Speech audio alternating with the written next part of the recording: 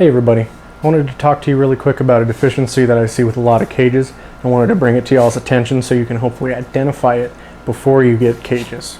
So my American here is due for a litter in 3 to 4 days. Now this is her first litter, so there's no guarantee that she's going to kindle in the nest box. She may very well drop the kits on the floor. One of the issues with cages like this is these sidewalls. These are 1 inch by 2 inch wire. Now the problem with that is baby kits can crawl off the wire and through these holes. I've lost 4 kits over the past 2 years from crawling through these holes after they were dropped on the wire. So this wasn't a deficiency with these cages that I thought about when I bought them, nor was it one that I thought about when I was looking for cages initially. So I want to bring this to your attention if you don't have cages yet, and if you're considering cages or looking for new cages. Something really important to consider is what's called baby saver wire. Basically on the top it's the 1 inch by 2 inch, but then the bottom 4 inches is wire like this, which is 1/2 inch by 1 inch. Now I have a whole bunch of this 1/2 inch by 1 inch stuff left over from the big crow out cage I made a couple years ago, and I'm going to use it on this cage right now just to create a barrier so the kits can't crawl through it if they get dropped on the wire.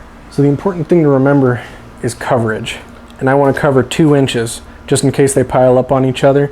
I've never seen them do that, but you never know. She may also pull all the bedding out of the nest box and create a nest on the floor, in which case there's going to be an elevated nest that the kits could easily crawl out and over. So 2 is the bare minimum that I would recommend. 4 is ideal, but I have a very limited supply of this stuff right now and I don't have the money to go out and buy more. It's kind of expensive. So to attach the wire to the cage, I use simple 4-inch zip ties. You can get these in any box stores. They're generally around $4 or $5 for 100, and you find them in the electrical section.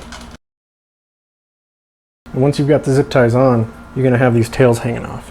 You can leave them if you want, but if they bother you, just take your wire cutters and snip them off, and you have a clean surface. The only consideration you really need to remember on the front of the cage is the door. You got to remember this needs to open up. So mine comes up to the first wire. So if I were to go 2 up, it would block the door from opening. So I dropped down 1 inch and made my cuts there to allow the door to fully open. Now you might be concerned that that's taking away from your 2 inch minimum. But if you look at the door, it doesn't line up with the frame. You'll see that it's spaced pretty evenly in between, and you can kind of control that spacing by sliding the door through those J-clips. So if you're concerned, don't be too much, because you can adjust the door to where you have a square inch of space, and that is too small for a kid to get through. Well, there it is, guys, installed.